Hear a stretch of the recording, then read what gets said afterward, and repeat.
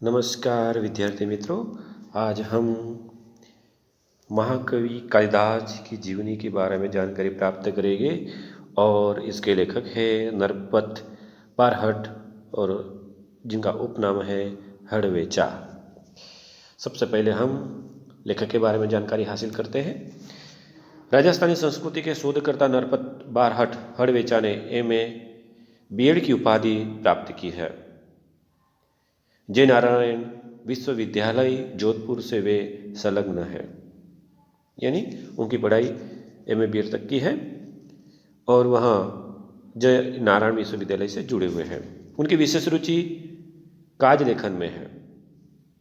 वे संस्कृति के प्रभाव और प्रभाव के समझने में यत्नशील है। वह हमेशा संस्कृति के प्रभाव को समझने की कोशिश करते हैं।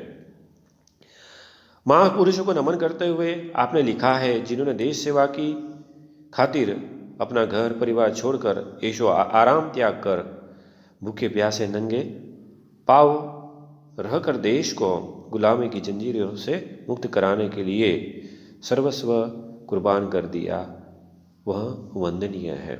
यानी उन्होंने जो अपना जीवन है वो महापुरुषों की राह पर चलाया है और देश सेवा के लिए अपनी जो भी आराम और ऐशोआराम की जो जिंदगी थी उसका त्याग कर दिया है और ऐसे व्यक्ति को हम वंदन करेंगे। सही में ऐसे व्यक्ति वंदनीय होते हैं। महापुरुषों की जीवनियाँ आपकी प्रसिद्ध कृति है। जो भी महापुरुष है उनके जीवन के बारे में लिखना, यह उनकी प्रसिद्ध कृतियों में से एक बात है। इस संग्रह में कुल 60 प्रसिद्ध महापुरुषों को जीवन चरित्र अंकित है। प्रस्तुत जीवनी महाकवि कालिदास में कालिदास के जन्म और परिचय का एवं उनकी प्रसिद्ध साहित्यिक रचनाओं का विवरण है। आज जब हम महाकवि कालिदास के जीवनी के बारे में जानकारी हासिल कर रहे हैं तो इसमें उन्होंने महाकवि कालिदास के जन्म, उनका परिचय, साथ ही साथ उन्होंने जो साहित्य रचनाएं की है उसके बारे में जानकारी हमें दी है। इस कृति से यह संदेश मिलता है कि किसी बच्चे को बुद्धू या मूर्ख मानना नहीं चाहिए, क्योंकि वह मौका मिलते ही हीरे की तरह चमक सकता है। यानी किसी भी इंसान को, यह जो जीवनी है इससे हमें संदेश मिलता है कि किसी भी व्यक्ति को हमने कमजोर या मूर्ख समझना नहीं चाहिए, क्योंकि समय आने पर वह हीरे की तरह चमक उठता है। चलिए इस जीवनी को समझते हैं। कालिदास को हम मात्र संस्कृत के महाकवि के रूप में जानते हैं। स्वयं महाकवि कालिदास ने अपने विषय में कुछ नहीं लिखा है। हमें सिर्फ इतना पता है कि महाकवि कालिदास संस्कृत के महाकवि है, क्योंकि उन्होंने अपने बारे में कुछ लिखा ही नहीं है। हर्षचरित के शुरू में कवि बाण ने कालिदास का उल्लेख किया है। इससे पता चलता है कि कालिदास बाण से पहले हुए हैं। यानी हर्षचरित जो रचना है उसमें जो बाण है उन्होंने कालिदास का उल्लेख किया है। इससे हमें पता चलता है कि शायद जो कालिदास है वो बाण से पहले हुए हैं। एक स्थान पर स्वयं कालिदास ने अपने अभिभावक के रूप में विक्रम का नाम,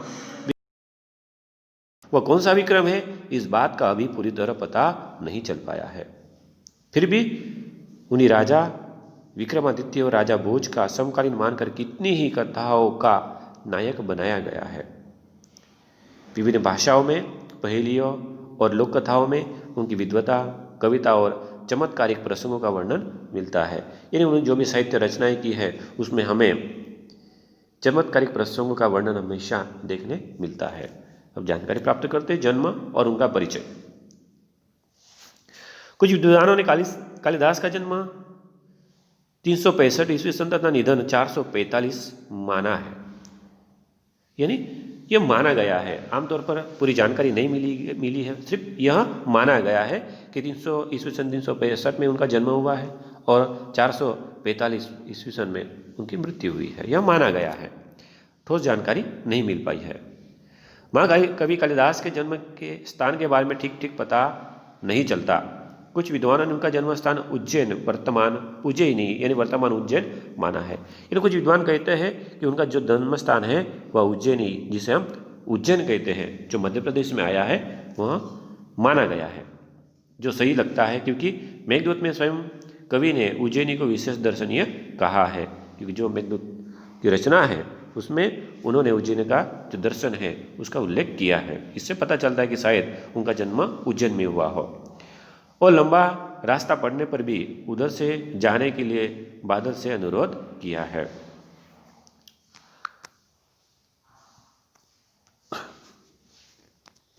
उज्जैनी में उन दिनों राजा विक्रमादित्य का राज्य था।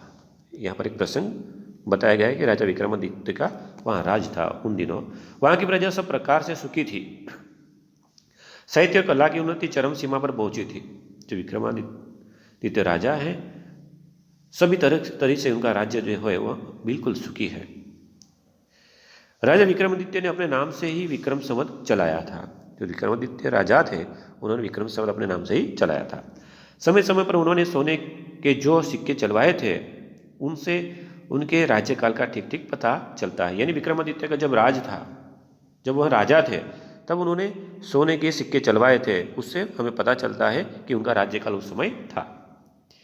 विक्रमादित्य के शासनकाल में जितना वैभव देश में था, जितनी साहित्य तथा कला की उन्नति हुई उतनी कभी नहीं हुई। यानी जब राजा विक्रमादित्य का शासन था उस समय देश के अंदर वैभव और साहित्य कला की उन्नति हुई है, यहाँ पता चलता है।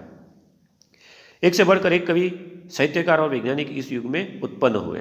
जब विक्रमादित्य राजा थे उस समय कवि, साहित्यकार और वैज्ञानिक उस समय उत्पन्न हुए थे, यानी पैदा हुए थे। राजा विक्रमादित्य स्वयं साहित्य और संगीत के अच्छे जानकार थे। संस्कृत भाषा की उन्नति भी इस काल में ही अधिक हुई है। यानी जो विक्रमादित्य राजा थे, जो उज्जैन के राजा थे, वह साहित्य और संगीत के बहुत ही अच्छे जानकार थे। अपने पूर्व जीवन में बुद्धू माने जाने वाले कालिदास विक्रमादित्य के दरबारी कवियों में सर्वश्रेष्ठ थे। यानी एक समय, यानी उनका कालिदास का जो पूर्व जीवन था, उस समय वह बुद्धू मूर्ख माने जाने वाले थे। लेकिन एक समय ऐसा आता है कि कालिदास विक्रमादित्य के दरबारी जो थे उन दरबारी कवियों में सर्वश्रेष्ठ थे। कालिदास के अतिरिक्त 8 और कवि भी दरबार में थे जो नवरत्न कहलाते थे। यानी विक्रमादित्य के समय में जो दरबारी कवि थे, उन दरबारी कवियों में 8 और भी थे जो नवरत्न कहलाते थे। कालिदास के विषय में कहा जाता है कि युवावस्था तक निरक्षर थे। जब वह युवा थे तब तक वह तो निरक्षर थे। जिस डाल पर बैठते उससे ही काटते थे। यानी इतने निरक्षर थे कि जिस डाल पर वह बैठते थे उसी को वहाँ काटते भी थे। निरक्षर होने पर भी वह इतने विद्वान और महाकवि किस तरह बन गए, इसकी भी एक बड़ी विचित्र और रोचक कहानी है। यानी निरक्षर होने के बाद में भी वह महाकवि किस तरह बन गए, इसके पीछे एक रोचक कहानी है जिसे हम समझेंगे। उन दिनों शारदानंद नाम के एक राजा थे। एक समय था कि शारदानंद नाम के एक राजा थे। उनके गुणवती विद्वान पुत्री थी जिसका नाम विद्युत्मा था, और उनकी एक पुत्री थी जो बहुत ही गुणवती और विद्वान थी, और इसका नाम था विद्युत्मा। वह बहुत सुंदर और रूपवती भी थी। उसके रूप, गुण और ज्ञान की प्रशंसा दूर दूर के देशों तक फैली हुई थी। विद्युत्मा गुणवती और विद्वान तो थी, लेकिन दिखने में भी बहुत ही सुंदर थी, और उसके रूप और सौंदर्य और गुणगान बहुत दूर दूर देशों तक फैले हुए थे। विद्युत्मा को अपने रूप, गुण और ज्ञान का बड़ा घमंड था। जो विद्युत्मा थी उसे अपने रूप, गुण और ज्ञान का बहुत ही घमंड था। अपने विवाह के संबंध में उसने एक घोषणा कर रखी थी कि जो उसे शास्त्रार्थ में हरा देगा उसी के साथ वह विवाह करेगी। उसने घोषणा की थी कि जो शास्त्रार्थ में उसे हराएगा वह उसी के साथ विवाह शादी रचाएगी। उसकी इस घोषणा की जानकारी जैसे जैसे पास पड़ोस के देशों तक पहुंचती गई, वहां के विद्वान तथा पंडित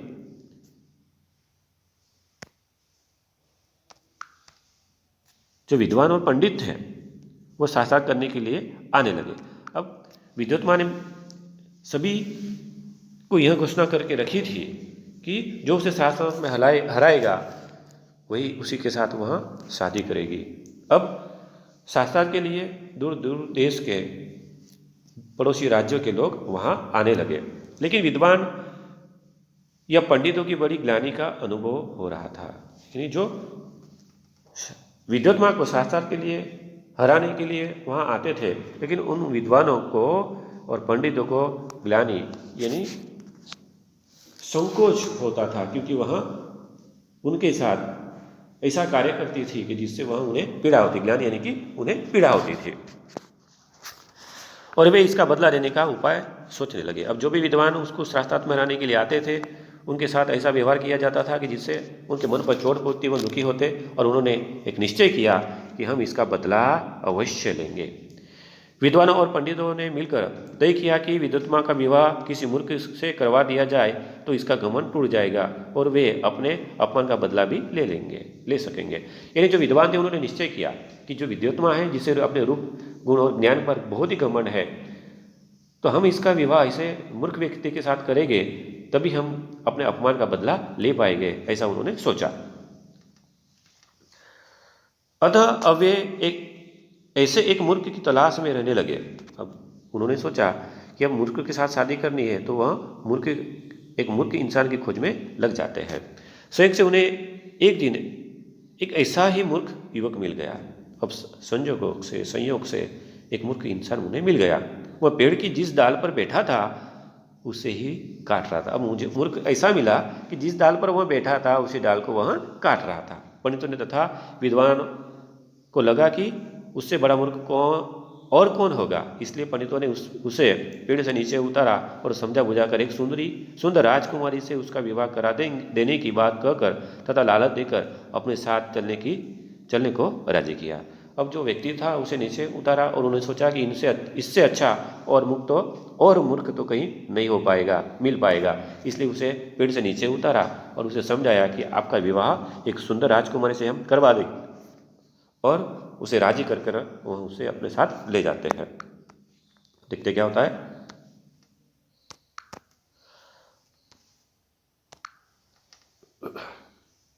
पंडितों ने उस मूर्ख युवक को यह बात अच्छी तरह समझा दी कि वह वहाँ कुछ नहीं बोलेगा और गूंगा बना रहेगा। उन्हें जो मूर्ख था उसे बता दिया कि आप वहाँ कुछ नहीं बोलोगे, बस आपको क्या करना है, गूंगा बना रहना है, नहीं तो उसका विवाह नहीं होगा। और बताया कि अगर आप बोलोगे तो आपका विवाह नहीं होगा। वह मूर्ख युवक बड़ा खुश हुआ।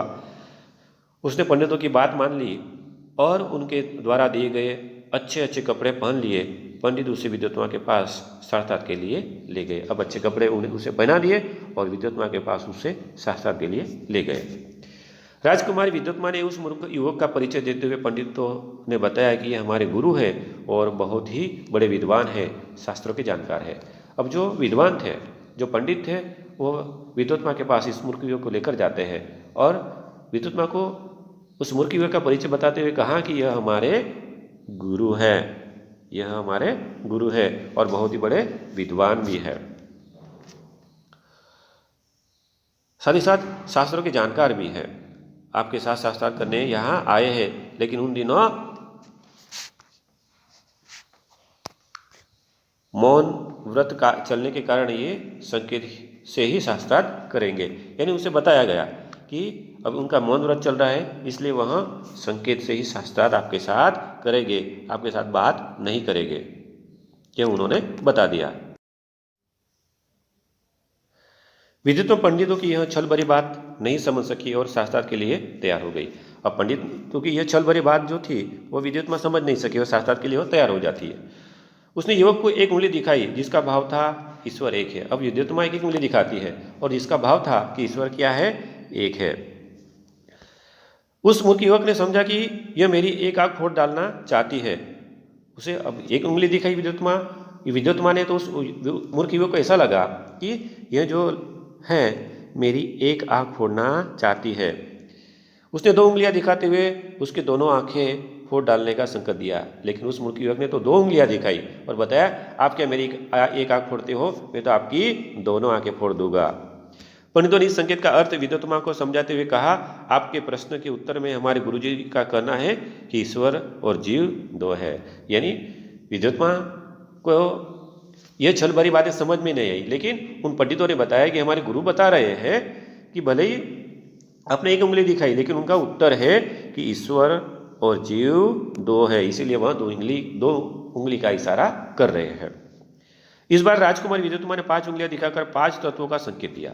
अब अगला प्रश्न है कि जो विद्युत्मा है उसने 5 उंगलियां दिखाकर 5 तत्वों का संकेत दिया, लेकिन उस मूर्ख ने समझा कि वह मेरे मुंह पर तमाचा मारने का संकेत कर रही है। लेकिन उस मूर्ख को लगा कि विद्युत्मा मेरे मुंह पर तमाचा मारना चाहती है। उसने मुट्ठी बांधकर तमाचे का जवाब गुस्से से देने का संकेत दिया, लेकिन उस मूर्ख युवक ने मुट्ठी बांधकर कहा कि आप तमाचा दोगे, मैं तो आपको गुस्से से इसका जवाब दूंगा। पंडितों ने इस बार भी विद्युत्मा को इस संकेत का अर्थ बताते हुए कहा, आपने 5 उंगलियां से 5 तत्वों का संकेत किया था, लेकिन हमारे गुरुजी का कहना है कि 5 तत्वों के मिलन से ही सृष्टि का निर्माण होता है, अलग अलग रहने में नहीं। लेकिन यहाँ पर जो पंडित है वो बताते हैं विद्युत्मा को इसका अर्थ बताते हुए कहते हैं कि भले ही आपने 5 तत्वों का संकेत किया था, लेकिन हमारे गुरुजी का कहना है कि 5 तत्वों से मिलने से ही सृष्टि का निर्माण होता है, वह अलग अलग रहकर नहीं हो सकता है।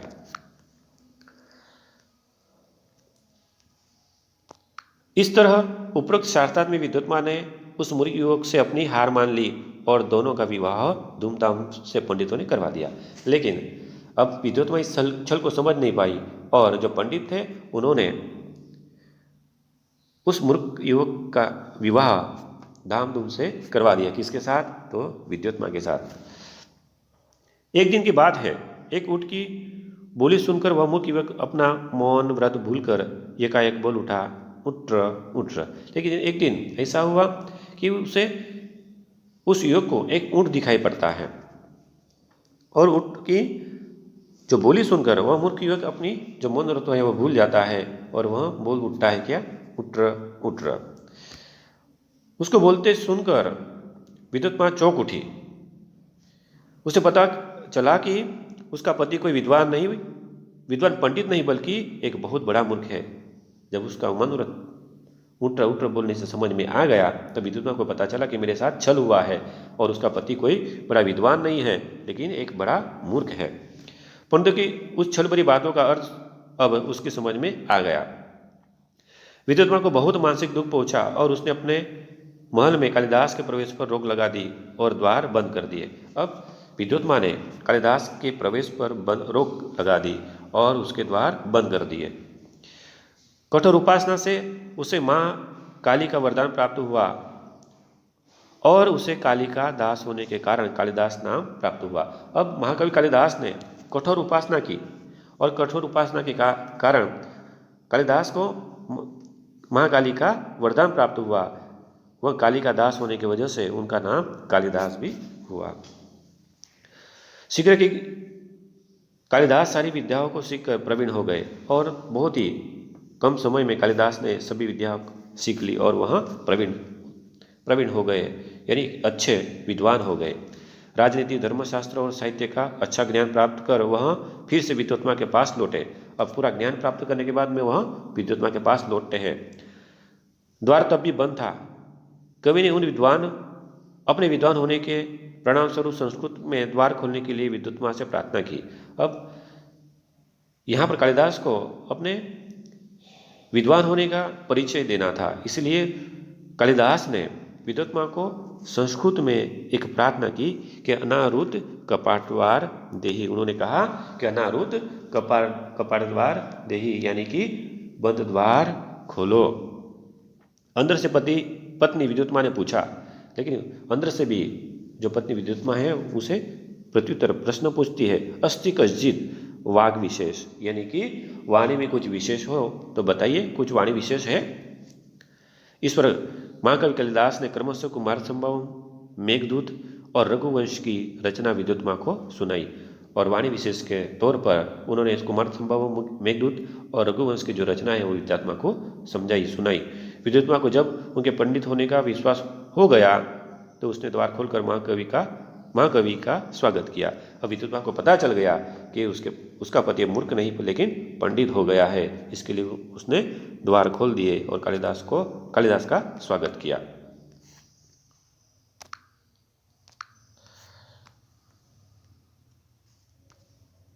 कालिदास को हर क्षेत्र का गहरा अनुभव था। जो कालिदास है उन्हें हर क्षेत्र का बहुत ही अच्छा अनुभव था। प्रकृति जैसा वर्णन उनके साहित्य में मिलता है। कालिदास है उनके साहित्य में प्रकृति का वर्णन अच्छी तरह से मिलता है, वैसा कहीं नहीं मिलता। जो प्रकृति का वर्णन कालिदास की रचनाओं में मिलता है वैसा कहीं नहीं मिलता। उन्हें प्रकृति के बिना मनुष्य जीवन अधूरा दिखाई पड़ता है। महाकवि कालिदास की रचनाओं में हमेशा प्रकृति जीवन दिखाई पड़ता है, इसलिए उनकी रचनाओं में प्रकृति जीवन के बिना मनुष्य जीवन अधूरा दिखाई पड़ता है, ऐसा लगता है। कालिदास की उपमाएं विश्वविख्यात है। जो कालिदास है उनकी जो उपमाएं है वह विश्वविख्यात है, उनकी कोई तुलना नहीं है, उसका कोई जोड़ नहीं है। चरित्र चित्रण में भी महाकवि कालिदास की तुलना नहीं की जा सकती। जो चरित्र चित्रण है उसमें महाकवि कालिदास की तुलना किसी के साथ हो नहीं सकती, इतना अच्छी तरह से उनका चरित्र चित्रण होता है। उनकी कोई बराबरी नहीं कर सकता। उसके पात्रों का व्यक्तित्व अपनापन लिए रहता है।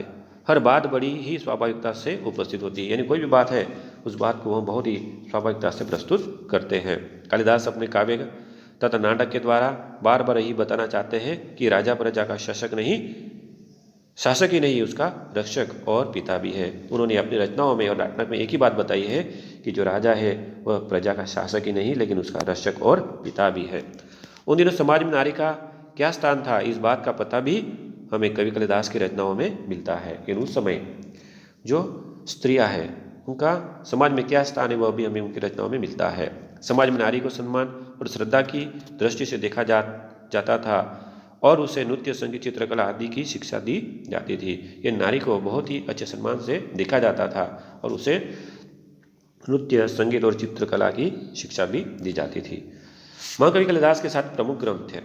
उनके प्रमुख 7 ग्रंथ हैं। उसमें पहला ग्रंथ है ऋतुसंहार, जिसमें ऋतु का वर्णन है। यह एक उत्तम काव्य है, बहुत ही अच्छा काव्य है। इसमें कालिदास ने अपनी सूक्ष्म दृष्टि का परिचय दिया है।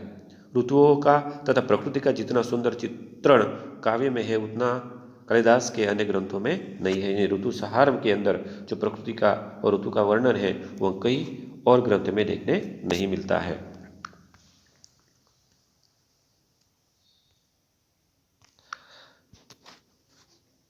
मालविकाग्निमित्र कालिदास का दूसरा ग्रंथ और पहला नाटक है। जो मालविकाग्निमित्र है वह कालिदास का दूसरा ग्रंथ और पहला नाटक भी है। उसमें 5 अंग और विदिशा के राजा अग्निमित्र तथा विदर्भ की राजकुमारी मालविका की प्रेम कथा है। जो मालविकाग्निमित्र है उसमें विदिशा के राजा अग्निमित्र और राजकुमारी मालविका की जो प्रेम कथा है वह उसमें दिखाई पड़ती है, उस नाटक में प्रस्तुत है। तीसरा ग्रंथ है विक्रम और उर्वशीयम, कालिदास का दूसरा नाटक है। इसमें 5 अंग है तथा महाराज पुरुरवा और उर्वशी की प्रेम कथा का चित्रण किया है। जो विक्रम उर्वशी में उसमें महाराज पुरुरवा और उर्वशी की जो प्रेम कथा है उसका चित्रण किया गया है। कुमार संभव का काव्य है और इसमें शिव पार्वती के विवाह से लेकर कुमार कार्तिक के जन्म और उसके द्वारा तारकासुर के वध तक की कथा का वर्णन किया है। जो कुमार संभवम है उस काव्य के अंदर शिव पार्वती के विवाह, कुमार कार्तिक का जन्म और उसके द्वारा तारकासुर का वध, यह पूरी कथा उसमें वर्णित है। मेघदूत कालिदास का 5वां ग्रंथ है। जो मेघदूत है वह कालिदास का 5वां ग्रंथ है। यह भी एक खंड काव्य है और इसके शुरू में कालिदास ने बादल को दूध बनाकर कुबेर की नगरी अलकापुरी तक का मार्ग बताया है। इसके उत्तरार्ध में यक्ष ने अपनी वीरहनी प्रिया को पहचानने के उपाय मेघ द्वारा बताए हैं और अपना संदेश भी दिया है। इस काव्य में वर्षा काल और विरह का वर्णन खूब निकरा है, यानी कि जो उन्होंने रचनाएं की है उन रचनाओं में प्रकृति का वर्णन तो हमें अवश्य देखने ही मिलता है। इसमें भारत के भूगोल की भी अच्छी जानकारी दी गई है। जो भारत का भूगोल है उसमें इस महाकाव्य के अंदर बहुत ही अच्छी तरह उसका वर्णन किया गया है। रघुवंश एक महाकाव्य है। कवि कालिदास ने रघुवंश की कथा कहने से पहले ही कह दिया है, कहाँ तो सूर्य से उत्पन्न हुआ यह वंश, कहाँ मोटी बुद्धि वाला। यानी कि रघुवंश एक महाकाव्य है। इसमें कालिदास ने रघुवंश की कथा करने से पहले ही कह दिया था कि सूर्य से यह वंश उत्पन्न हुआ है। मैं तिनकों से बनी छोटी सी नाव लेकर अपार समृद्धि को पार करने की बात सोच रहा हूँ। सूर्यवंश के दिलीप से लेकर कुश और उनके अनेक उत्तराधिकारियों तक की कथा रघुवंश में है। रघुवंश में जो सूर्यवंश के जो दिलीप है वह वहाँ से लेकर कुश तक की जो उत्तराधिकारी थे उनके बाद रघुवंश में की गई है। महाकवि कालिदास का सातवां और सर्वोत्कृष्ट ग्रंथ है अभिज्ञान शाकुंतलम और सातवां ग्रंथ है अभिज्ञान शाकुंतलम। यह उनका तीसरा नाटक है और इसमें 7 अंग है। महाकवि कालिदास ने नाटक में राजा दुष्यंत तथा शकुंतला की कथा कही है। अभिज्ञान शाकुंतलम के अंदर राजा दुष्यंत तथा शकुंतला की जो कथा है वह बताई गई है, कही है। इस तरह महाकवि कालिदास आज भी हमारे संस्कृत साहित्य में अमर है। उनकी रचनाओं में तत्कालीन साहित्य, शासन और राजनीति, समाज और जनविश्वास, भूगोल, ललित कला, स्थापत्य आदि सभी की झलक मिलती है। यानी उनकी रचनाओं में यह सारी बातें बहुत ही अच्छी तरह हमें देखने मिलती है। तो विद्यार्थी मित्रों, महाकवि कालिदास इस जीवनी के अंदर महाकवि कालिदास की जीवन और उनकी साहित्य रचना को तो बहुत ही अच्छी तरह से अरे विचारी ने बताया है। साथ ही साथ हमें यह भी संकेत दिया है कि किसी भी इंसान को मूर्ख बुद्धू समझना नहीं चाहिए, क्योंकि समय आने पर वह चमक सकता है। यही बात इस महाकवि कालिदास जीवनी के द्वारा हमें बताने की कोशिश की गई है। धन्यवाद।